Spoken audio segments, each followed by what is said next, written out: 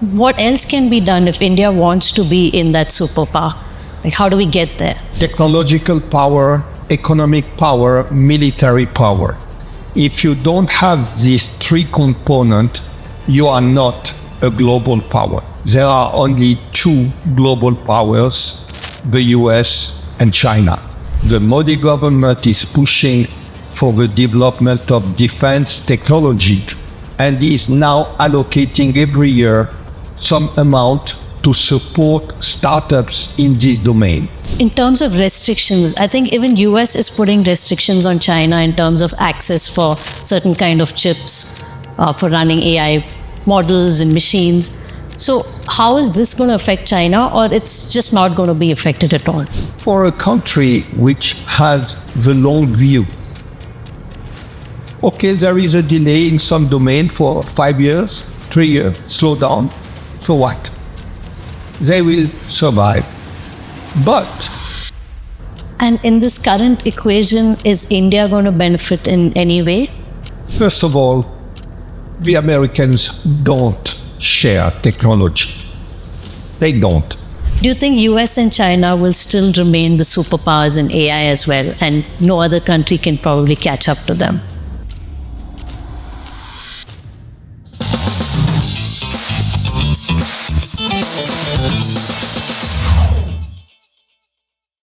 Welcome to Hot Seat. I'm Vandana Nair, and I have with me Claude Smadja. Hi Claude, thank you for the time. Thank you for the invitation. Claude, let's begin with, you have seen it all, from newsrooms to Davos to advising world leaders. How do you think your journey has been so far, and what do you think is that defining moment that made you understand global power in a different way? I think as a journalist, as an analyst, as a person trying to put people together to lead to some outcomes, I have been able to watch how power operates and what is today the nature and essence of what you might call global power. And in fact, you realize that in today's world, if you speak about genuine, real global power, it means three things plus a very important additional element. The three things is technological power, economic power, military power. If you don't have these three components, you are not a global power. And so today in the world, let us face it, there are only two global powers, the US and China. Now you have an additional very important element, which is also part of the essence of the nature of global power, which is the ability to shape the narrative. Yeah. And this is very, very important. You have some influential players in that, but the real top players are the two superpowers. And then you have some very important entities in the world, which are the 2 or 3 top big banks in the world. The 2 or 3 top, quote-unquote, consulting companies in the world, which through different channels are able to shape the narrative about the issues. Then there is a big illusion about power. You have heard a lot about what people call soft power. And it has been the big illusion of Europe, thinking that soft power could be an alternative or a substitute for hard power. And this illusion or this delusion has in a way been a major explanation why Europe, although it is claiming that they have 450 million customers and so on and so forth, is not and for the foreseeable future will not be a global power.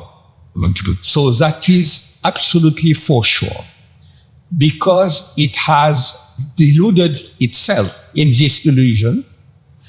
And so today, Europe doesn't have military power, doesn't have technological power equal to the US or China, and has an economic power which is dwindling. And so that is the situation.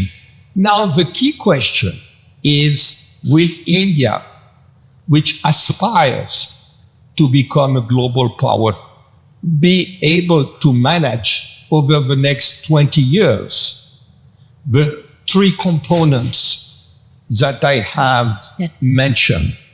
It is well on its way in the technological aspect.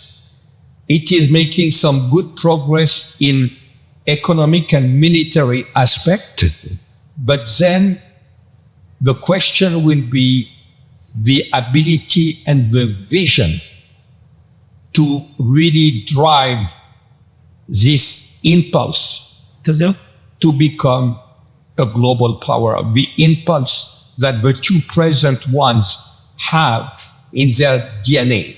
So, what else can be done if India wants to be in that superpower? Like, how do we get there? I think it is two or three things. It is discipline of execution. And in that respect, of course, you can say that, for instance, China is an autocratic or authoritarian or dictatorship, whatever you want to call it.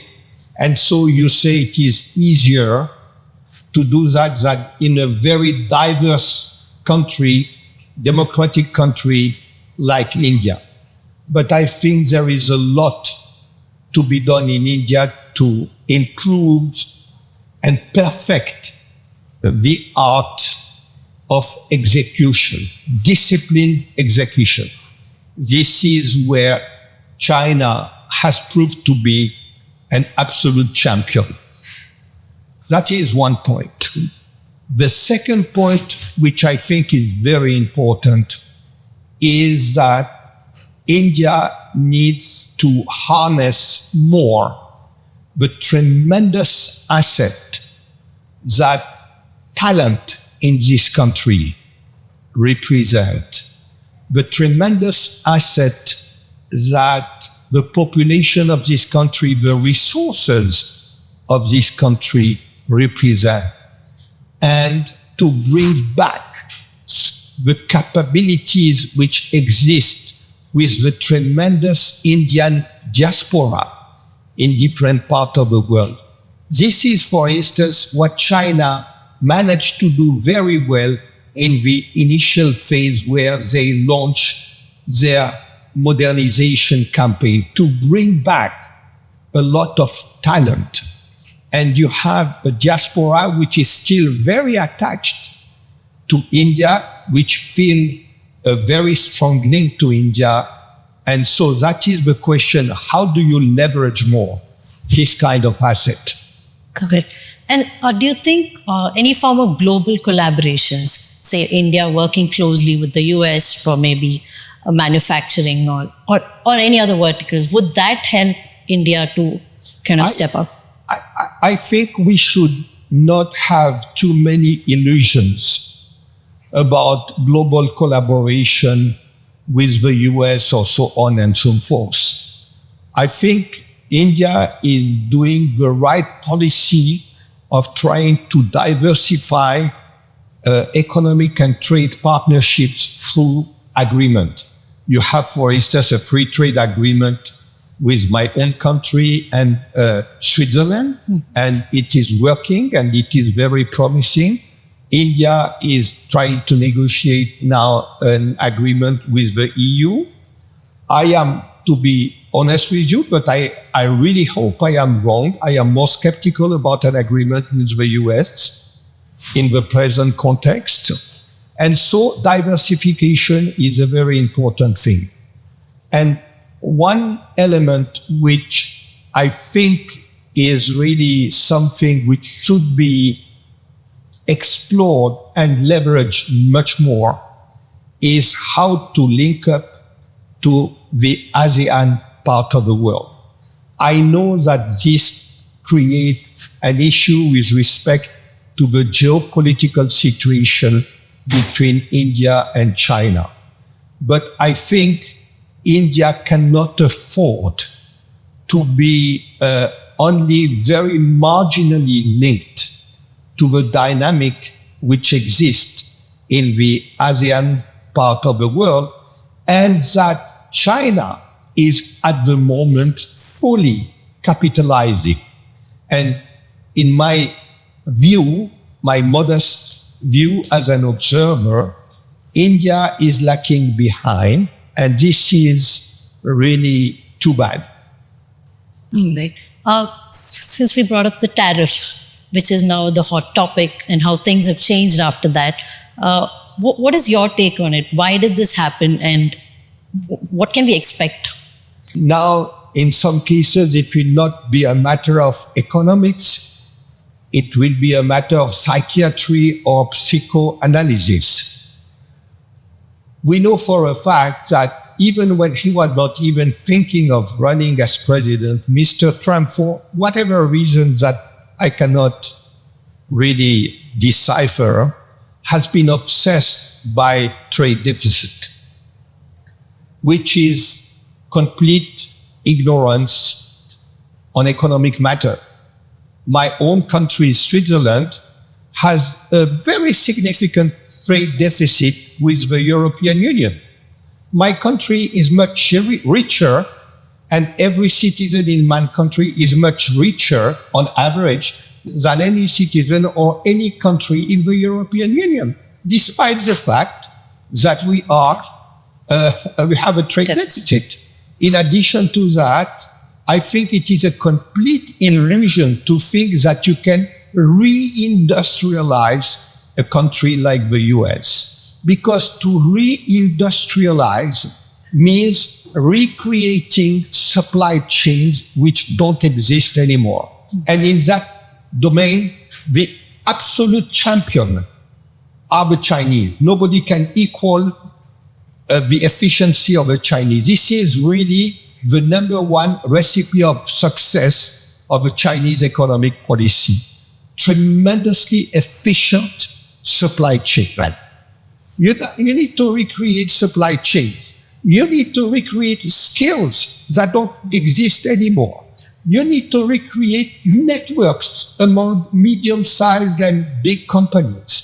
You need to recreate a whole environment which doesn't exist. And if even you indulge into the illusion that you can do that, then it will take you to be very, very optimistic, 10, 12, 15 years to do that. And by that time, the other countries like China will have moved ahead quite significantly.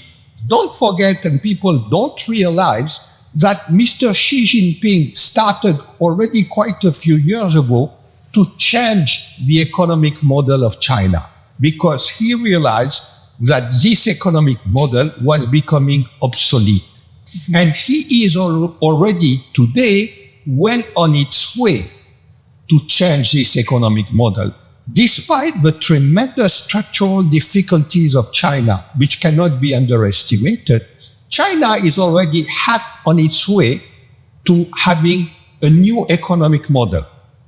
And so, in that respect, what you have today is this kind of illusion which is creating a policy which is leading nowhere except creating havoc in the global economy and in the US also. So his take is on making America great again, bring back manufacturing. He doesn't want those jobs to go out to other countries in China. So he's probably thinking from how to make my country more better. So can these reasons be justified? The United States has had a gross GDP, a growth of GDP, which has been higher than the European Union, has had full employment since they have at this stage 4.2 unemployment rate, which is considered as full employment, is in a situation where it is a post-industrial economy. There is nothing bad with that. And if Mr. Trump had an unemployment of 20%, 15%, and oh my God, he's desperate. He needs to find jobs for all these people.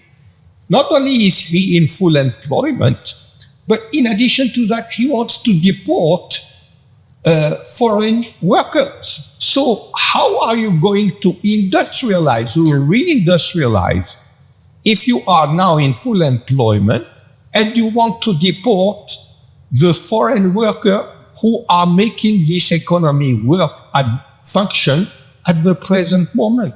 It is completely illogical. To do that. Right. And this tariff rates that they're just increasing, America putting 125%, China putting back another 120 plus. So how will this end, or what do you foresee will happen? I do believe that, again, despite its tremendous challenges and difficulty, I do believe that China is much better equipped to sustain this kind of test of will than the United States. Mr. Trump has already been obliged to backtrack on some of the measures, like all of a sudden abrogating the tariffs that he had put, for instance, on computers and mobile phones. He has been obliged to backtrack and abolish duties on auto parts. So, and the ability of the Chinese people to absorb economic pain is much bigger than the American ability in this domain. And in addition to that, don't forget, the American people will feel the pinch, because if they go to Walmart, all of a sudden a product will have disappeared, or the price will have increased by 30% or 40%. The Chinese don't consume so many American products, the consumer, because they have plenty of good, very cost-efficient local products which are produced in tremendously competitive environment among Chinese companies. And so the consumer in China will not feel the pinch, whereas the consumer in the US will feel the pinch, will start feeling the pinch in the coming months, because now in provision of the tariffs, companies had stockpiled goods from China. Okay. But once these stockpiles are finished, then all of a sudden the pain will start. And we see it already, because the embargo on some categories of rare earths is already affecting the US defense industry. My bet, but again, I might be wrong, my personal bet is that in a few weeks or in a few months, Mr. Trump will have to accommodate, will claim victory, and then will try to get back to some sort of tacit accommodation. Yeah. And I think the absolute hysteria which exists in some circles in the US about China is something which is proving to be more and more detrimental to the US itself. And in terms of restrictions, I think even US is putting restrictions on China in terms of access for certain kind of chips for running AI models and machines. So how is this going to affect China, or it's just not going to be affected at all because they are going to come up with their own business? I think it is affecting China and creating problems and maybe slowing down China in some area for a few years. Okay. But these sanctions are a blessing in disguise because, as they say, necessity is the mother of invention. And when you see what has been happening in China to counteract against American sanctions on chips, on AI, on all these top disruptive technologies, the whole result of this sanction has been to accelerate the catching up process in China. And again, it will slow down on some aspect. There will be some difficulties in other aspects. But for a country which has the long view, okay, there is a delay in some domain for 5 years, 3 years, slow down, so what? They will survive.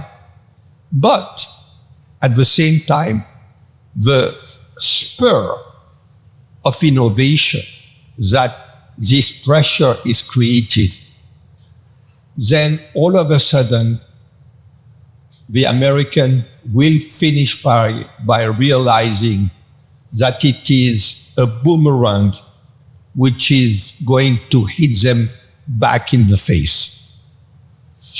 And in this current equation, is India going to benefit in any way?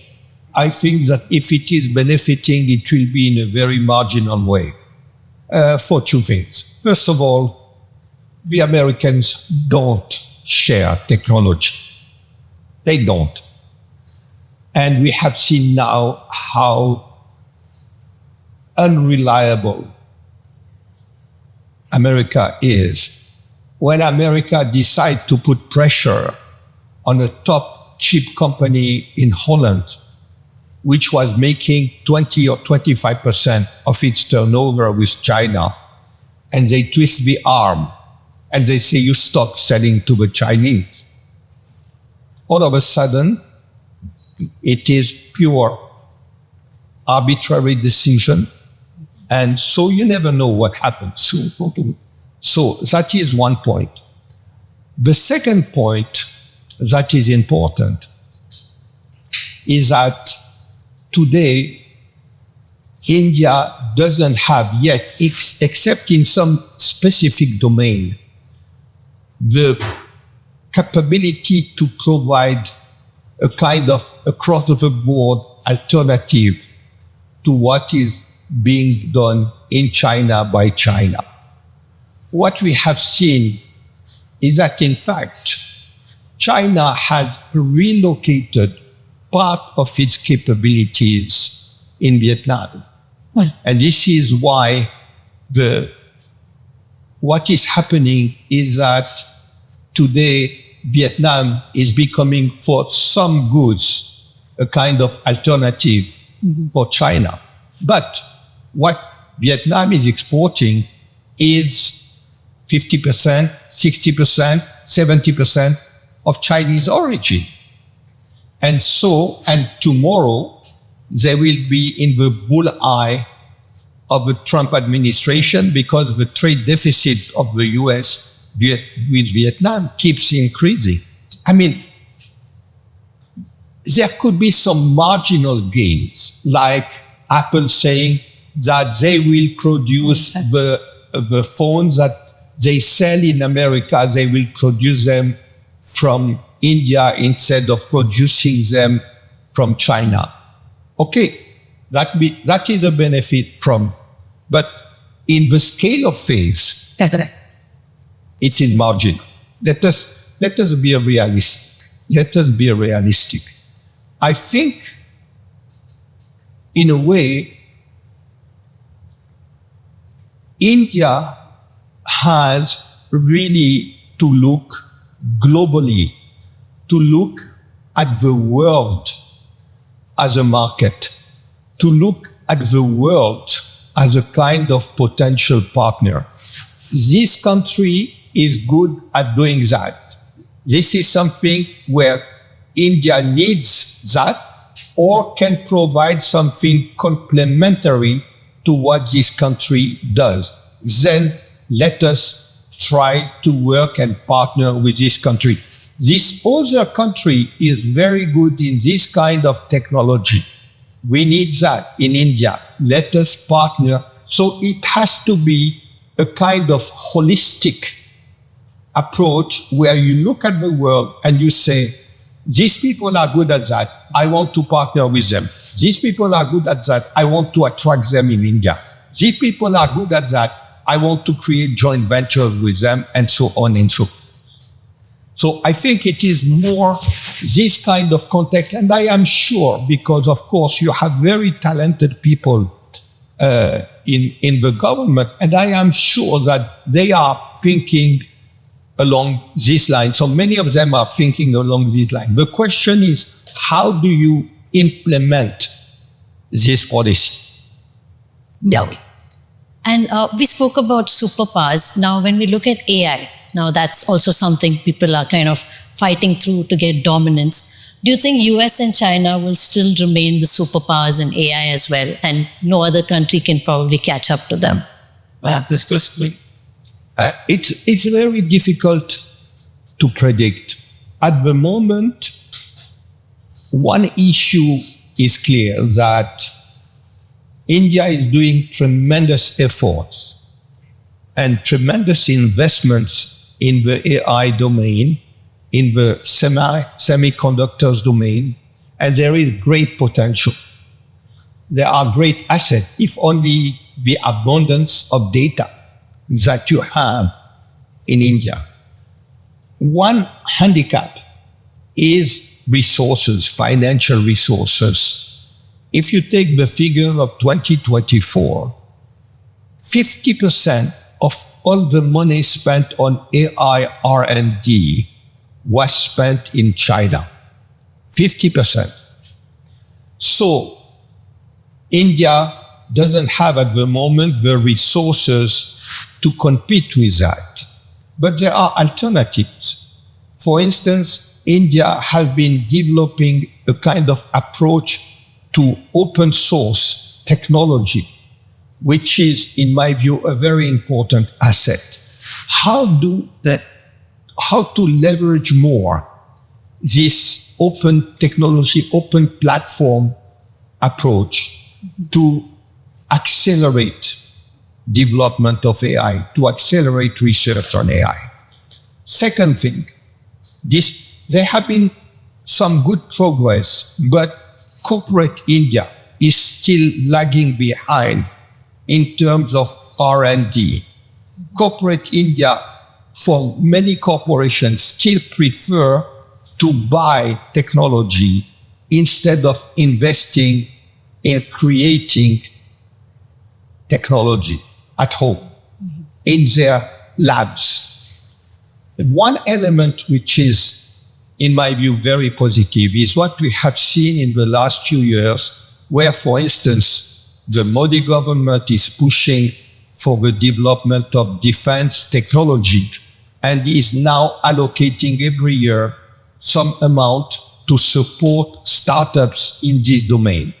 And I think that is a very positive move, because it will have, as this startup create innovation, it will have a multiplier impact. So there are a number of things which can be done to mitigate the element of limitation of resources. Talking about open source and closed source models that we have in AI, you see these big companies like OpenAI, they prefer to keep their models closed. They do not want to share the model weights, etc., so that others can't replicate. But on the other hand, you have China, who also comes up with supermodels and make it open source. So which approach is good, to remain a superpower, or I do believe that the approach which is good for people at large is the Chinese domain. It is open source. And I think this is the big difference when you see DeepSeek and would see AI, ChatGPT, and so on and so forth. I think this is again one element of power that I was mentioning before, the ability to shape the narrative. Yes. And for instance, some innovation that India has made, open platforms, the single identity cards, what you have done with fintech, are part of this narrative that India can leverage more. So the narrative, shaping the narrative, so that brings you in the good books, definitely, and you're helping a lot of our people and the community. But in the long run, when you look at, I want to win, or rather, I want to make the best business out of what I'm doing, wouldn't I prefer to be just closed source and just make the best product and get consumers? This will not prevent DeepSeek to make some very good profit, and they are making some very good profit. So I don't think that there is incompatibility, but I think there is an approach that will also create, and this will help addressing another issue, which is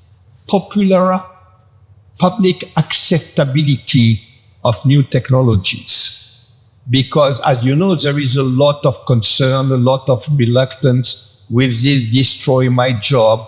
How will this affect my life, etc., etc. Right? Mm-hmm. And so, if you have this kind of approach, I do believe that this will not prevent you to making profits, but at the same time, it will help. I'm not saying that it will solve the problem, but it will help address the kind of issues and concern that these fast developing technologies are creating, and quite understandably for people. And where does EU stand in this whole AI equation? I do believe that AI is creating the most important governance challenge that we will be facing for the next 20 years. I think the capabilities of that are so immense. When you see, for instance, the latest development of this robotics startup in China, where they have created a robot, and I don't know if you saw the video, it is a 2.5 minute video of the robot. It's fully operating on a production chain like a human. I don't know if you saw that. Is it Unitary Robotics? Sorry? Is it Unitary Robotics, the company name? Yes. Okay. And so when you see that, of course, it raises a number of questions. It raises questions of governance. Mm-hmm. What should we allow as permissible? And what should we say, sorry, this is the red line? In terms of policies, how are you going to create the skills and the mindset so people will work alongside robots? Mm-hmm. Because you need to make sure that it will not be just robots. It will be robots and people. How do you make sure that the technology and the capabilities of these technologies do not get into the hands of rogue agents? And so there are a number of challenges given, again, the capabilities of this technology and the way and the speed at which it is developing. That for me, this is the most important regulatory governance, more broader than regulatory governance challenge that we will be facing. I have no illusion that we will not have a global code. It will not happen. But I think we need to make sure that countries put together the governance which is necessary, and that countries which fail on governance while developing these technologies are to some extent, in one way or the other, constrained. But don't you think with the current developments that's happening, EU is somewhere concentrating more on regulating these technologies when right now it's still in its nascent stage? I mean, it would still take a lot of time to get to the stage where, like the dangers that we were talking about. So aren't there somewhere losing in the race where, say, when you have countries who are developing these models, coming up with what next, you have one who's just kind of, let's be more cautious and be regulated. Yes, you're right. And at the same time, you have this perennial problem that governance, the legislative process, the regulatory process is moving much more slowly than the innovation process. So the law, the governance is always lagging behind. And one reason for that, I dare say, is the lack of education of political people in the executive or in the legislative domain. So one question, and at the same time, you don't want experts to be making the decisions. And so how do you create this process where, confronted with this kind of challenge, the people who are supposed to create or to shape the governance get, quote unquote, the right education on what the technology is, how is it developing, how it is impacting, what is coming next, what should we already prepare for what is presumably coming up in the next 5 years, and so on. And I don't think we have enough of that process at the present moment in most countries, you know. So Claude, let's talk about Smadja and Smadja. Tell me, how did it begin and what is the necessity of having such an organization? I think it is, at least at the personal level, it is a very good question.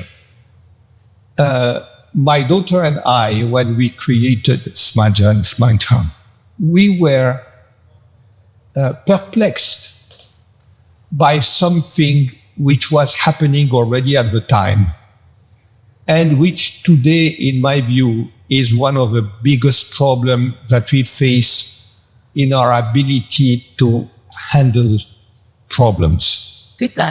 I think we have today what I would call the dictatorship of political correctness and conventional wisdom. Today, people who dare question the premises which shape discussion and decision on some issues, these people become almost pariahs. They are not anymore in the media. They are not anymore invited in conferences. You know, they are pariah, or they say, oh, you are paid by the Russians. Oh, you are an agent of China, you know. And I think the dramatic thing is that some big conferences in the world, which for a long time were platforms to think ahead, to try to see what is happening, what might happen 1 inch beyond the horizon line, which were able to say, we thought about this, but what if our premise was wrong? Or what if we didn't think through enough? This kind of question, this kind of approach has, in our view, disappeared from the platforms, the most renowned platform in the world, where it happened before, or where it was supposed to happen before. Let me give you one example. Today, you have this notion that, for instance, the war in Ukraine was started by an unprovoked aggression by Russia. Do we dare to ask whether over the last 25 years since the collapse of the Soviet Union, some security concerns or interest of Russia were taken well into account? I think it is a legitimate question. And what is interesting is that when President Macron dared to say there cannot be a solution in Ukraine if we don't take into account the interests of the security interests of all countries concerned, he got a big slap on his wrist, and he didn't dare to mention that again because it was anathema. There is black and white. There is the good guy and the bad guys. See, this is the kind of same things that you see in many domains today, which are being discussed on many global issues. You know, as another example, emerging market countries are being criticized because they are not doing enough to cut emissions and so on and so forth. Yes, maybe but will it be possible for them to do more? And should we not consider the fact that not a single one commitment made over the last 20 years in terms of helping these countries to move toward an energy transition, not a single one of this commitment was substantially or really in a significant way fulfilled. And we can continue the example in many other domains, but the question is, we are not inquisitive enough in putting into question the premises which have shaped our decisions, our approach to problems, and our decision.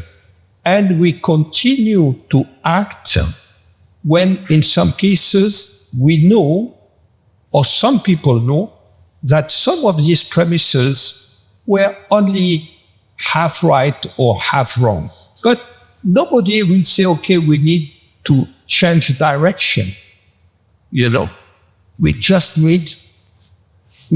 continue, because changing direction will expose you to criticism, will put you on the sidelines. You have this dictatorship, as I said, of political correctness on every single domain which exists today. And this is something which is really a major obstacle for us to address in a more efficient way the geopolitical, economic, societal challenges that we are facing.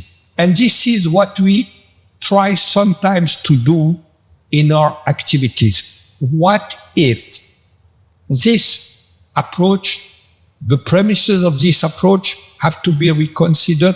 What are the implications? You know. And would you be able to share some impact of your company? Like what has happened post that? Sorry? The impact that Smadja and Smadja has brought. You cannot really measure that kind of impact, but we have made a kind of observation that this kind of approach that we think is today very important is much more effective to do in a small group of people, 30 people, and then brainstorming and thinking ahead. And again, having this, okay, we thought that things happen because of that, but if the because of that is wrong, then should we not think differently? What are the implications? This kind of approach is more important, has maybe more potential of impact than trying to do that in big open conferences. Because in big open conferences, what you want is validation from the people. You want validation. And so I have been amazed that on some occasion, because I am not a diplomat, I express my view just like that. And I have been amazed on so many occasions. You have people saying, you know what you said? Yes, I think you're right. I think, and then you say, but why didn't you say? No, it's difficult, In my position, it is difficult, And so you can do that when people know that it is in a closed circle. There is no media, there is, and you can really think through some issues. And do you think now tech leaders also have a say in all these kind of conferences and discussions where any policy change that they want to make, the highly influential leaders are there? Like, for example, Elon Musk for his Starlink satellite. And there is a very interesting contest which is happening now inside the Trump administration, because you have the bosses of all these big tech companies which contributed a lot of money to be able to influence Trump decision making. And they were the people sitting in the front rows of the inauguration ceremony because they contributed so much money. And then today, at the moment, they realize that for the moment, they have not been able to influence Trump's decision because his decisions are shaped by his own mindset and by the consideration he has for the electorate who brought him back to the White House. And the electorate who brought him back to the White House is not the big tech constituency. And so they have been trying to buy influence. So far, it is not working, but it is only the first 100 days. So you don't know. But when you consider that Meta has a 100 people lobbying machine in Washington and spending millions and tens of millions of dollars in this lobbying machine, and it is one example among many others, it seems that they have still not lost hope to shape some decision in terms of regulations, in terms of pushing the Trump administration to try to twist the arm of the European Union on AI and digital regulation and so on and so forth. So I think the jury is still out on this. But for the moment, they are not getting how should I say, the return for their investment. But it is only the first 100 days. Okay, it's a good way to put it. And just a few questions. On the AI front, what do you see are the biggest challenges? Like, for example, when it comes to, I know we discussed about job creation. How about AI in warfare, in defense? Yes. Like, how influential is it? Or is it something that we need to be scared? It is extremely very influential. You have every major army in the world, in a way, experimenting, killing robots, experimenting any possible way to protect the lives of their soldiers, experimenting any possible way to mitigate the limitations they have in mobilizing human beings.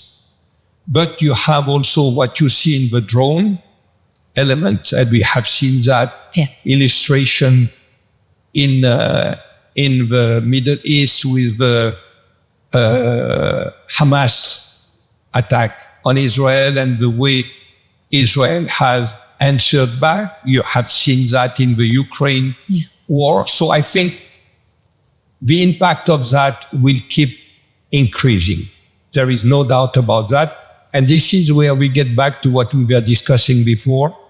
What could be the possible governance rule that could be established as we had the Geneva Conventions about how do you treat war prisoners and so on and so forth.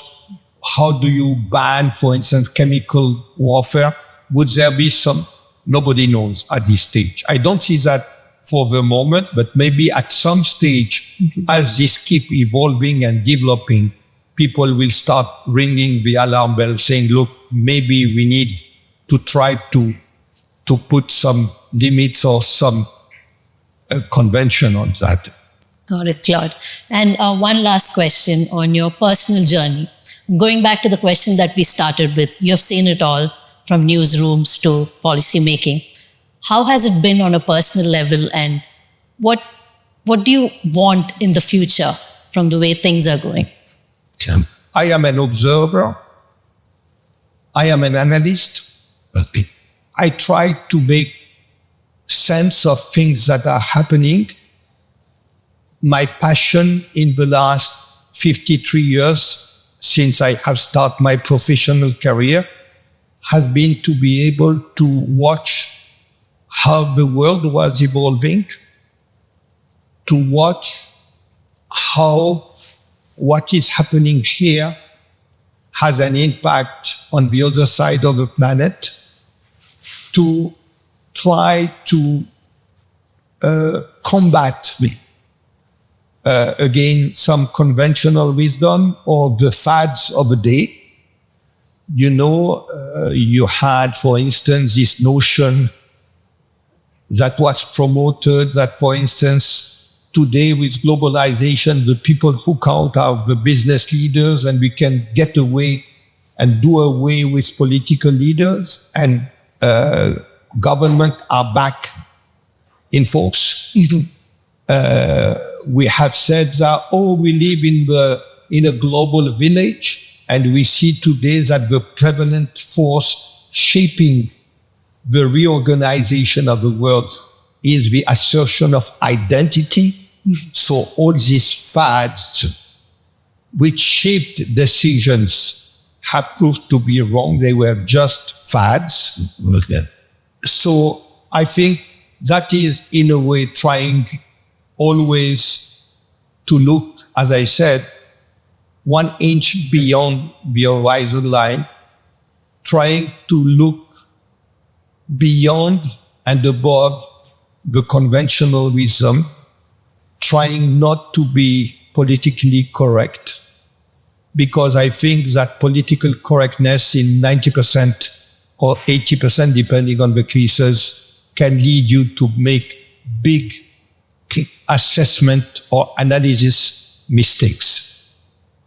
So do you want anything in the future you kind of like wish or manifest would happen? I hope that all of that we have had somewhere, somehow, for some people, some impact. But I know it will be a minimal impact, but even a minimal impact can give a meaning to a professional trajectory. Great. Thank you. Thank you so much, Claude, for your time. Thank you very much. Thank you.